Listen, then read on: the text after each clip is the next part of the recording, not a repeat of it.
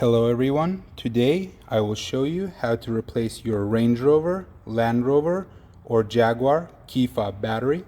So the first thing you're going to do is you're going to press up on the metal part until it separates. Now you will turn the key fob to the side and take out the emergency key and put it into the slot on the right. Now applying pressure, you will separate the top cover piece from the bottom cover piece. This key fob uses a 2032 battery, and once you replace the battery, you will take the top piece, align it with the bottom piece, and gently put pressure on it until it clicks back into position. Once you have done that, you will take the emergency key with this part facing up, put it to the side. You will take the metal bracket, put it on top, and gently press down until you hear a click.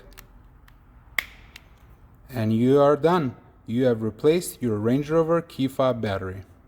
If you enjoyed the video, please consider subscribing.